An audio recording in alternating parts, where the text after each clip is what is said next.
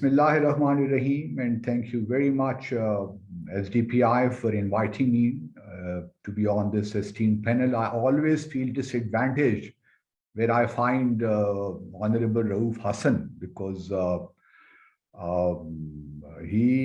his canvas horizon is so broad that I feel really, as what can I say in his presence. But in any case, I will now fulfill the ritual, being a panelist, say something and try to contribute as much as I can, but I would be rather very brief.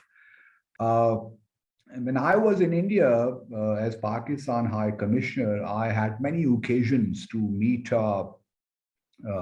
people like Ajit Doval, who is the National Security Advisor, Ram Madhav, General Secretary of the BJP, and originally from the RSS.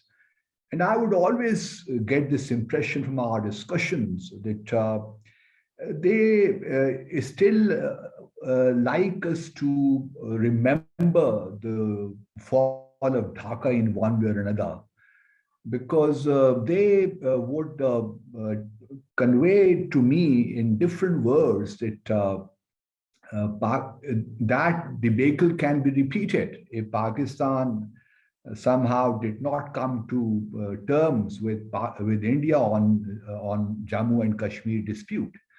So, and I, would respond the way a diplomat should be responding. But why I'm highlighting this is that even today, after 50 years, we are discussing the fall of Dhaka.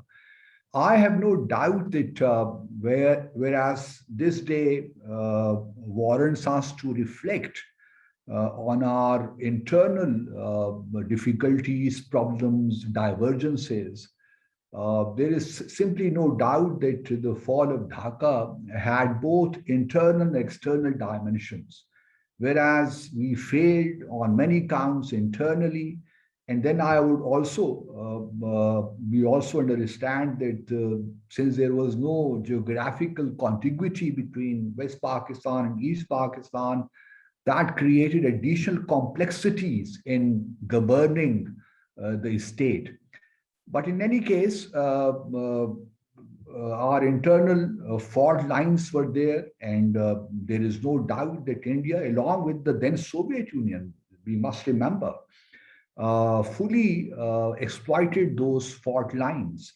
And when Prime Minister Modi made his first visit as Prime Minister to Bangladesh in 2015, he unabashedly acknowledged that it was India which created Mukti Bahani and armed them to create problems and create unrest, chaos, anarchy in East Pakistan. So the Indian leadership is on record confessing that they conspired in East Pakistan and without any compunction or with impunity, as a matter of fact. So we should not have any doubt that external forces were there who wanted to undermine Pakistan, scuttle Pakistan, and they succeeded.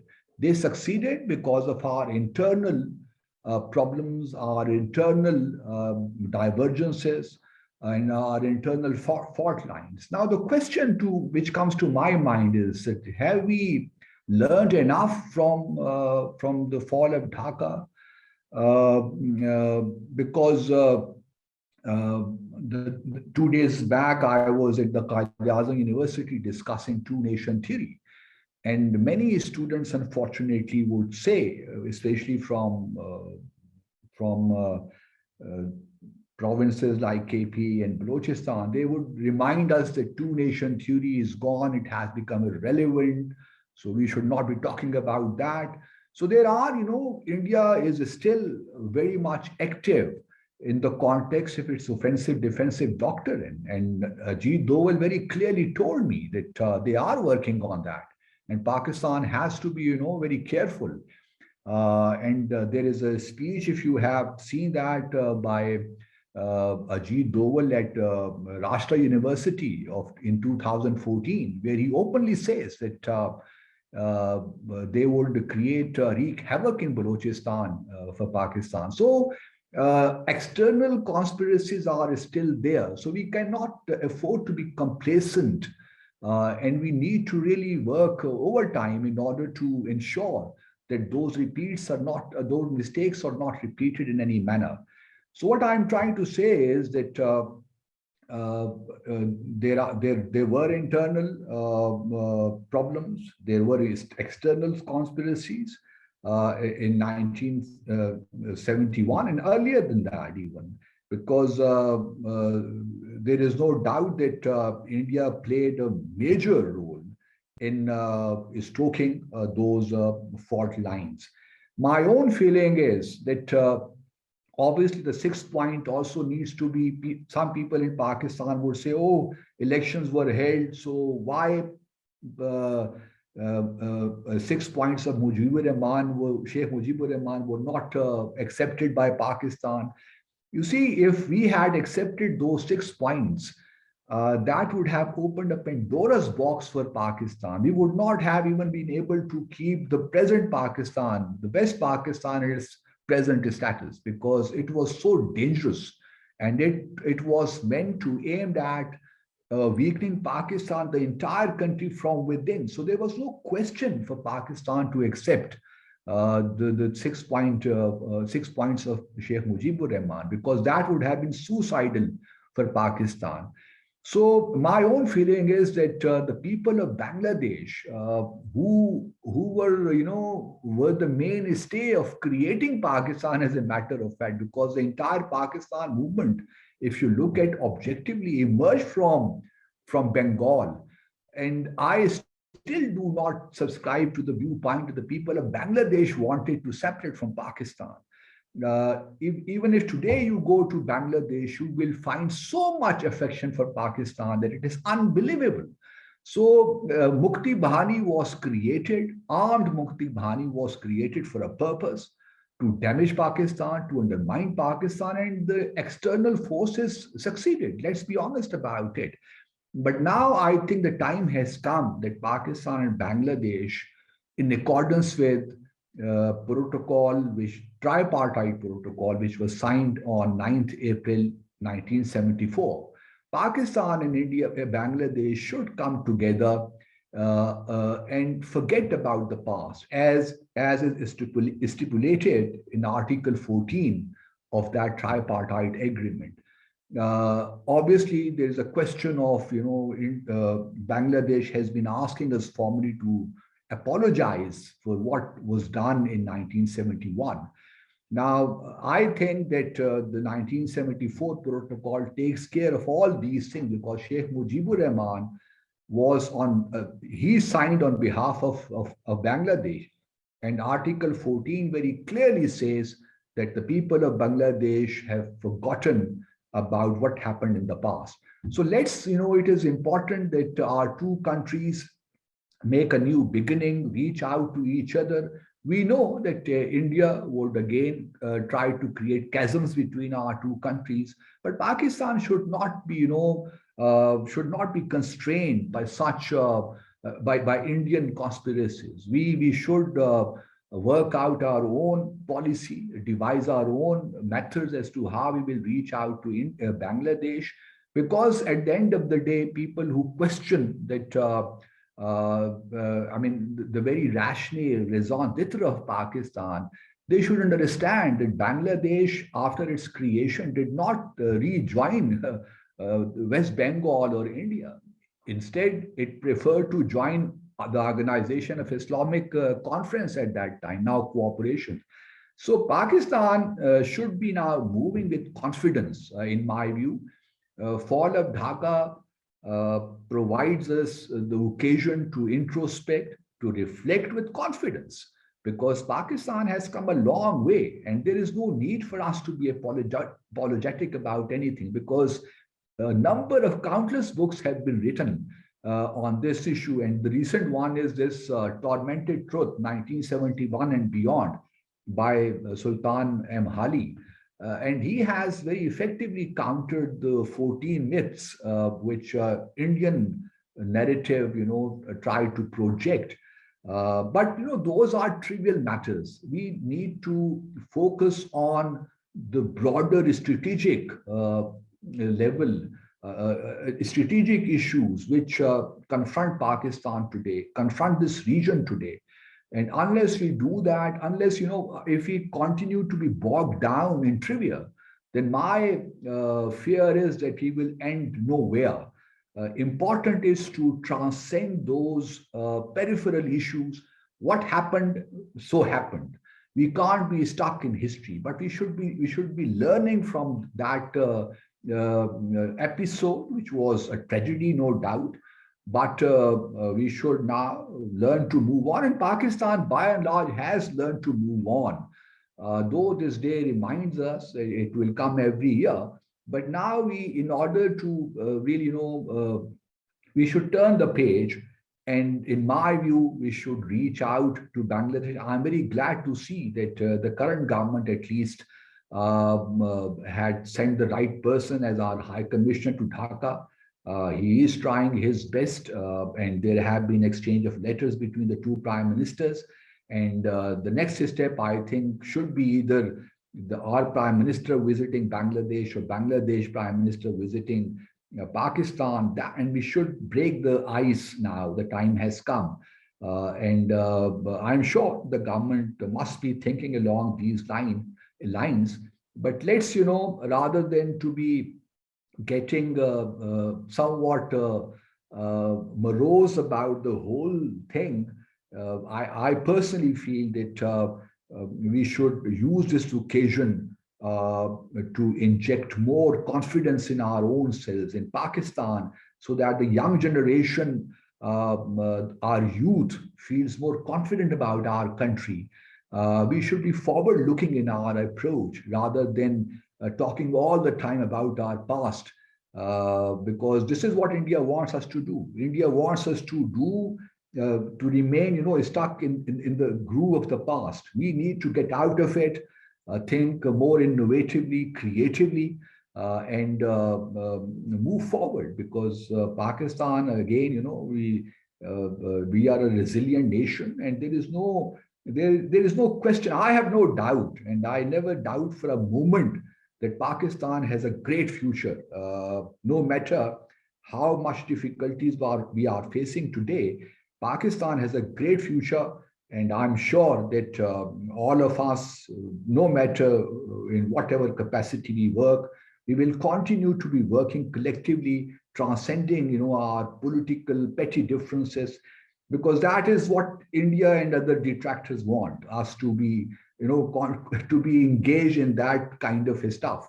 So my hope is that let's use this occasion to inject more confidence into our nation, rather than to get subdued by this event and unnecessarily get pessimistic about the future of Pakistan. Because there are efforts, as I said, conspiracies are on against Pakistan. We should not allow those conspiracies to succeed. And I'm sure that our leadership, political, military, they all understand as to what is happening in the region and how to destabilize Pakistan. Fifth generation warfare is there. So we need to be also intellectually countering all these things. And people like Honorable Raoof Hassan, I'm sure he is at the right place at the right time to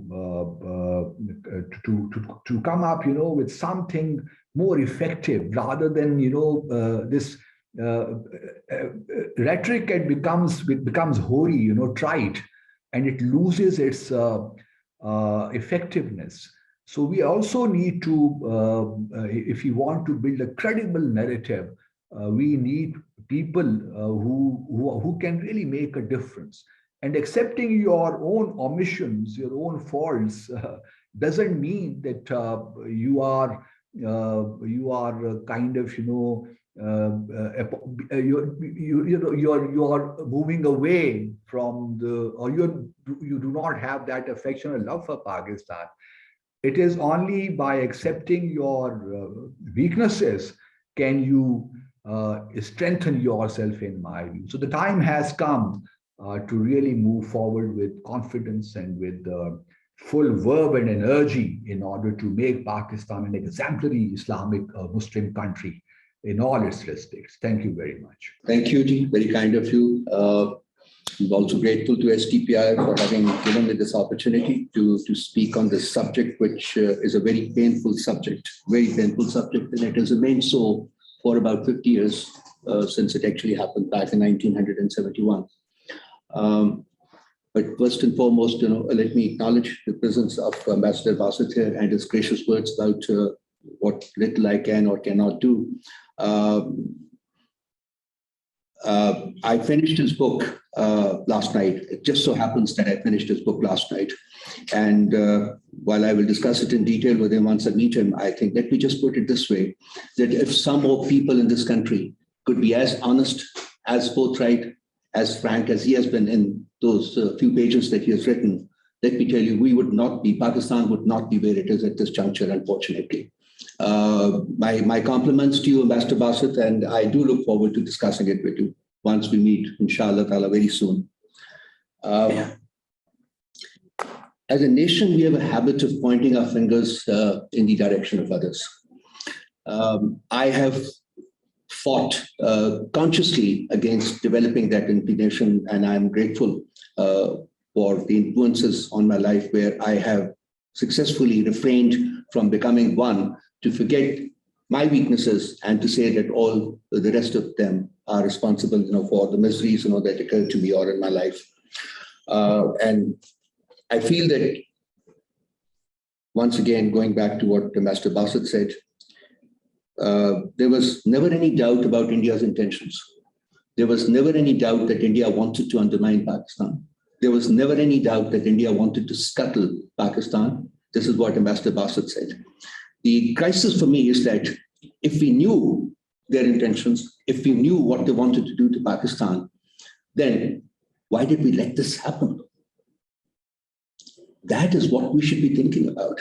It should not be the military's perspective. It should not be any other perspective. Basically, it should be a perspective of the state of Pakistan. It was the failure of the state of Pakistan to have allowed India to do this to a country which was aware and fully aware of the intentions that India harbored, and which it put to practice back in 1971 to scuttle Pakistan into two parts. So my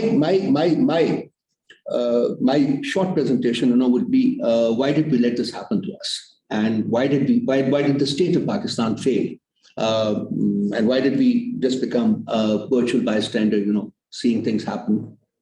So there are three aspects to go about it. But before I come to those three aspects, let me tell you, going back to Munir Niazi's that classic thing, basically, and I think, this East Pakistan tragedy is possibly reflected in that one line that he wrote. And it went something like this, kuch shahar de log bhi zalim san, kuch sanu maranda shauk bhi si. It's a combination of the two. And let's not concentrate exclusively on one, the intentions of others. Let us also begin concentrating on our failures. Where did we go wrong? Where is it that we were not able to comprehend all that?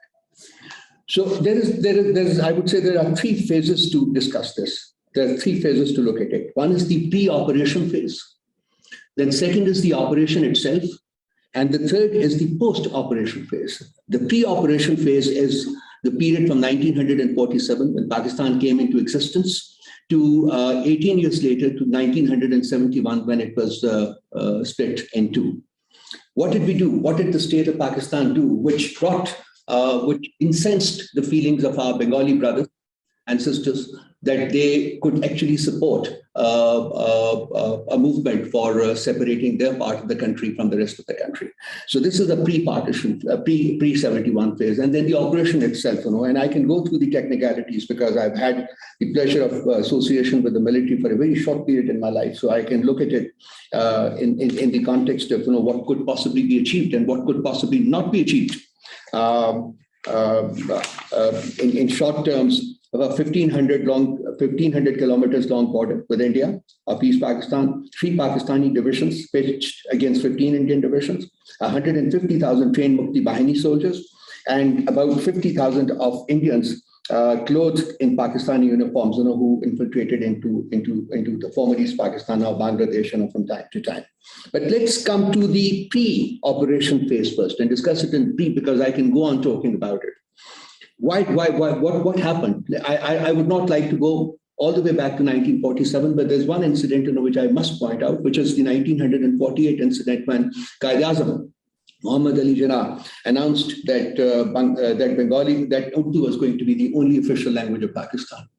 And this led to the language riots, what we generally refer to as language riots. And I think they continued till 1958, when, virtually 10 years later, when we finally acknowledged that Bengali would also be one of the national languages. So why was there a need? I'm not pointing a finger at anybody. We all make mistakes, basically. But it should possibly have been remedied much earlier than that. Then I would jump to 1968, which was the transition period from Ayub Khan to Yahya Khan, and the holding of elections in 1970, and the intervening period between the holding of elections and March of 1971. What happened? Who said what? That brought the situation to a point where we had to suffer the consequences. There were 300 seats in the National Assembly and the then National Assembly.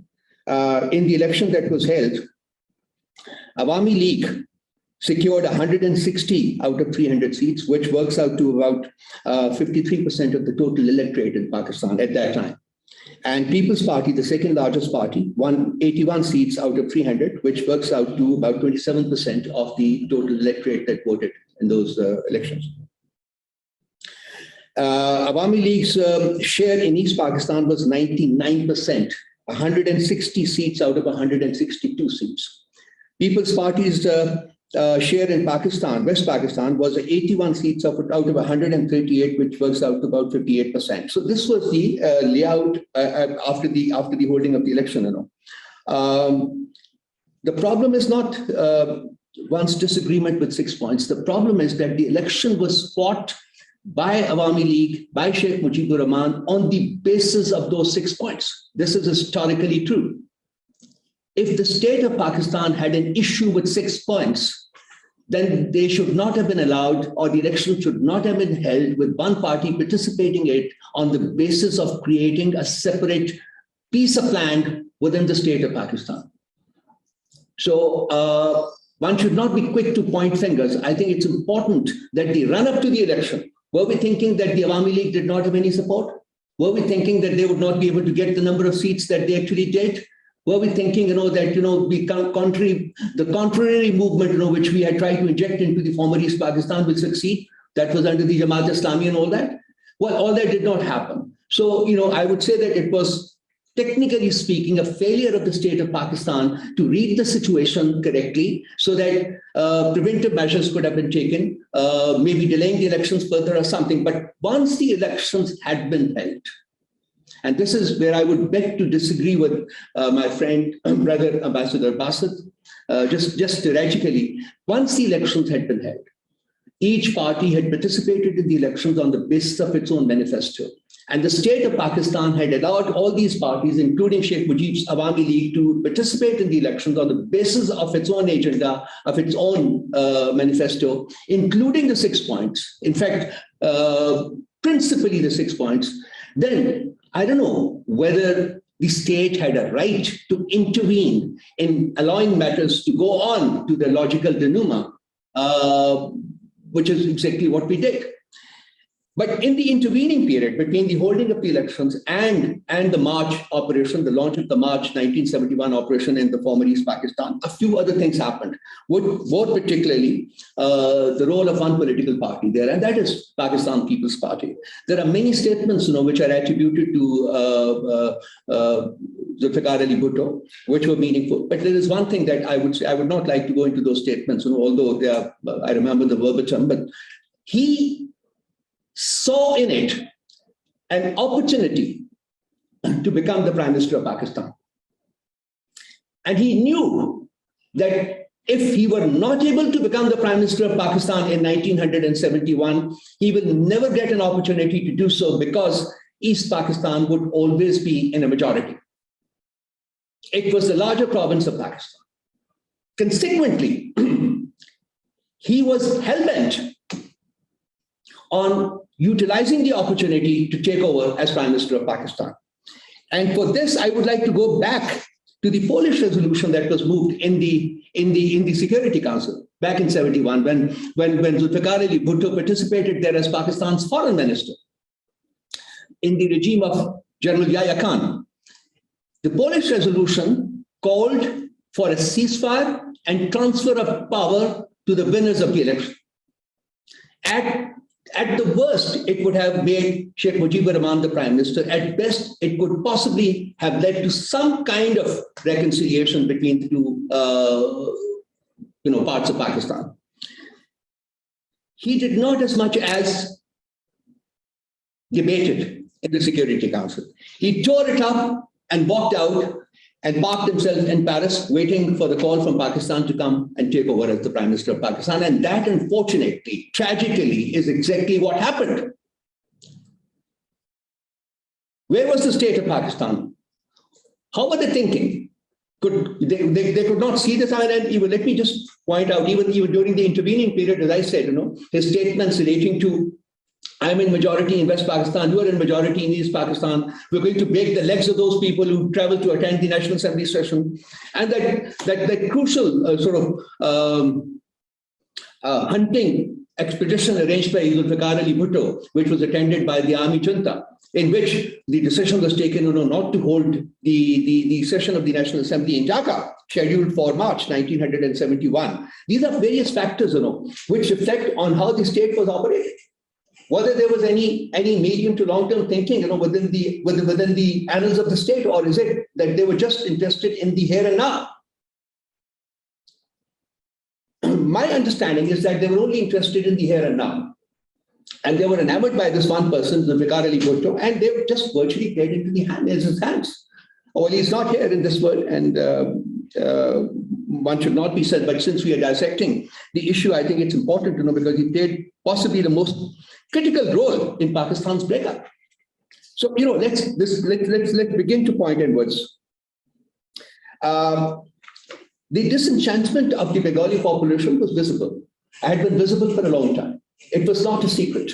For India, it was a very simple matter. India exploited the disenfranchised feelings or the feelings of discontentment on the part of the Bengali population. The task was made much easier. Let me give you another example which I take as a failure of the state of Pakistan. The Agartala conspiracy case was unearthed in 1958. And the case was registered against the perpetrators. Then in 1968, it was Bhutto again who forced the state of Pakistan to withdraw the case. And the state of Pakistan obliged.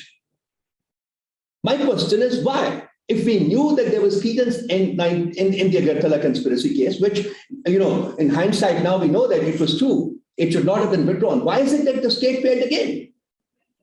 Why is it that the Agartala conspiracy case was withdrawn? I mean, these are questions in history which need to be debated. I'm not here to give answers. I'm here, in fact, only to raise those questions, so that, we are able to pass them on to our younger generation, and they should think about it. Because I think it's important, because when I come to the post-operation scenario, these questions would become more relevant. The operation itself, so I feel that a mindset was there. It had been kind of made that we are not going to hold or try to hold East Pakistan back. At the military's level, at the institution of military's level, possibly the feelings were totally different. But at the political level, at the governmental level, we had already given up. And this is, in fact, my principal point that I wanted to make, that we had virtually given up on the former East Pakistan. We knew that it was going away because militarily, it was a mismatch. In the former East Pakistan, with the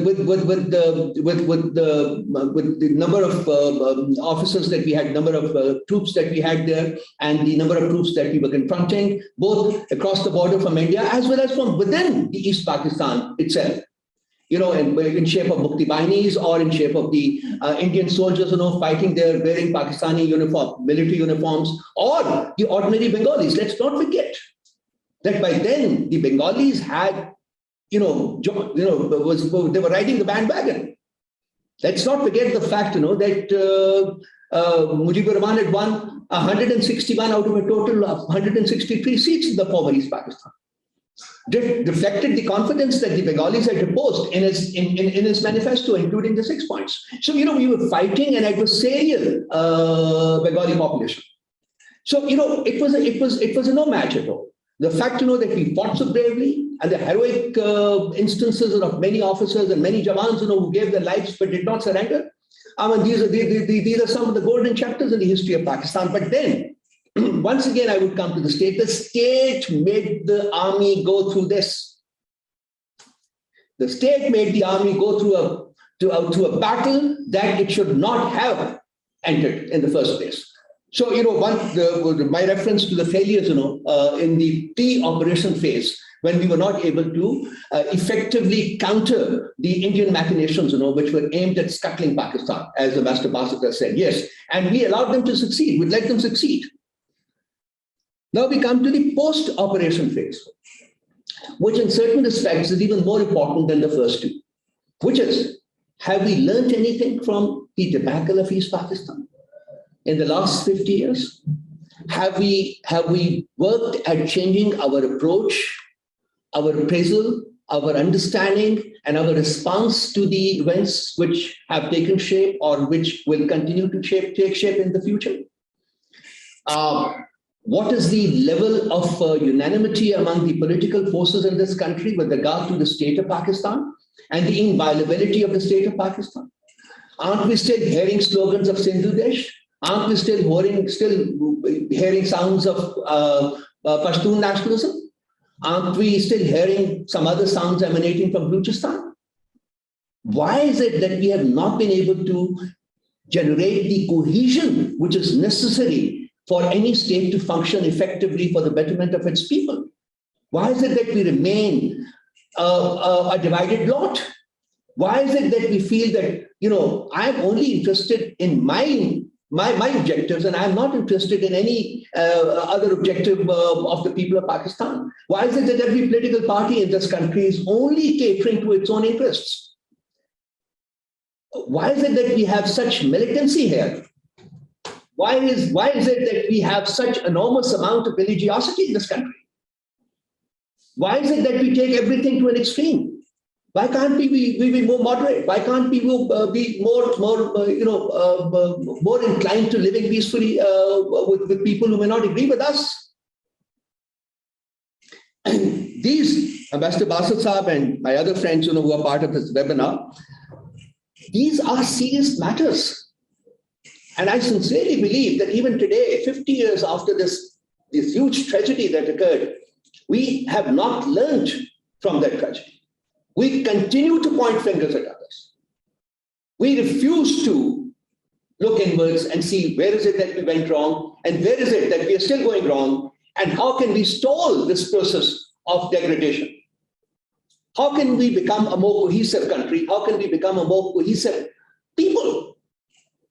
So that we can all focus on where Pakistan should be led to and how best it can be led to that destination.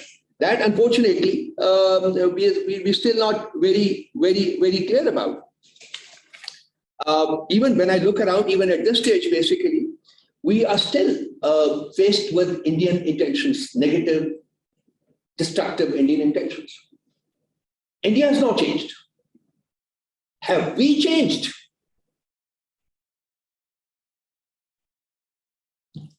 Have we changed in terms of not being self-inflicting? I must say, no, I don't think. I have not seen much change occurring in our approach, our attitude, our response to the challenges that we are faced with, or we have been faced with in the last 50 years. I'm very happy, as Ambassador Basit has pointed out, that this government is taking some initiatives to reconcile with Bangladesh. And although the figures have been much exaggerated, 2 million people murdered and 200,000 rapes committed and all that. They were much, much exaggerated, as another participant has pointed out earlier also. I would not like to go into that. But in spite of all that, a process of healing has to be set in motion. And the process of healing can only be set in motion if we are able to divorce it from the bloated egos that maybe we have and people in East Pakistan, now Bangladesh have.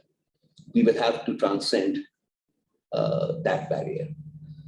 If it comes to apologizing to the people of Pakistan as brothers and sisters on the assumption that they will respond in a certain manner to that, I think we should consider it. I'm not saying we should do this. I'm saying we should consider it. We should not keep anything off the canvas. Let everything be discussed in detail. Let everything be debated in detail. Let there be a national consensus how to go forward with Bangladesh. I think it's absolutely imperative at this juncture in history, when we continue to face an increasing, expanse of dangers, from our eastern neighbor, as well as the regional issues, that we're confronted with at this moment in time. I think it's important that we put our house in order, that we make up with our brothers and sisters, that we extend our hand of friendship to those people, that we are able to transcend any barriers created by ego or self-importance. I think it's the state that we should hold supreme. It is not any institution, it is the state, and the state's interests will ultimately reflect the interests of the people of this country. Let the people of this country become a constituent to determining the fate of this country. Let people of this country become a major instrument in determining the fate of this country. I think this is the change of attitude, this is the change of approach that I envision, and I think unless we do that, unless our policies are well thought out, unless our policies are well debated, unless our policies are conceived in an environment of frankness, honesty, and forthrightness, I don't think those policies that are born out of truncated discussions will serve the cause of Pakistan. It is Pakistan that we should hold supreme. And I would finish here, but I would definitely expect to discuss it further, once we move into that phase. Thank you very much. Now I would move to Ambassador Abdul Basit on a question from our audience that what were the diplomatic scene at that time? What were the diplomatic advices to the then political leadership? Over to you, sir. Thank you very much. And Pakistani diplomats were then obviously working under the guidance of the then Foreign Minister Zulfikar Ali Bhutto. I deliberately avoided, discussing those things, and Raoof Hassan, whatever he said, I fully concur with him. Now, let me, read something or share this thing with your audience. Ambassador Shafqat Kaka Khail, who is associated with the SDPI, he attended the 1974 OIC summit, which took place in Lahore in February. And he was kind of sitting very close, behind Prime Minister then Zulfikar Ali Bhutto and Sheikh Mujibur Rahman, who also attended the summit. And he reports, Ambassador Shafqat Kaka Khail tells us that the conversation between Bhutto and Mujibur Rahman, and the conversation is, Bhutto said to Mujib, "You are helpless. You cannot take any decision without the approval of Indira Gandhi." Mujib retorted, "Bhutto Sahib, do not insult me. You know too well whatever happened was because of you." So this, short conversation tells us beyond a shred of doubt that how then politicians, especially in West Pakistan, they were looking at things through the prism of their own vested interests rather than the interests of the state. I fully agree with Mr. Raoof Hassan that if the assembly session was allowed to be held, perhaps things would have panned out differently. Who knows? But obviously, as I said in my initial remarks, there were both internal and external dimensions to this debacle, and politicians were equally responsible for that. And now that the Pakistan People's Party can say anything, but the question remains. The Hamid Rahman Commission report is very clear now that it has been released. We all know what it contains. So I would again say that we should learn from our past mistakes, all of us, whether we are politicians, we are in the security establishment, we are academics, we are diplomats. All of us should be learning from our past mistakes and then trying to move forward. As for one point of apology which was raised by Raoof Hassan, Sahab, I'm not against extending an unqualified collective apology to Bangladesh. But I think it has to be done with utmost circumspection. It cannot happen without behind the scenes diplomacy with Bangladesh first. We need to be very clear as to how we will formulate what will be its repercussions, because it can again open a Pandora's box for us. So it is a kind of both political and technical issue in many respects. So we have to work hard on it. I mean, I am not against rendering or extending an apology, though in terms of 1974 protocol, it should not be one of the preconditions by Bangladesh. But since they are still insisting on it, I think it can be taken care of. Some language can be worked out with Bangladesh behind the scenes without any further obligations or commitments to Bangladesh in this behalf. The diplomacy is the art of the possible, and I think we can work out something with Bangladesh in order to satisfy their sensitivities. And I think if that is the way out, why not? We can perhaps work out something along those lines. Thank you very much.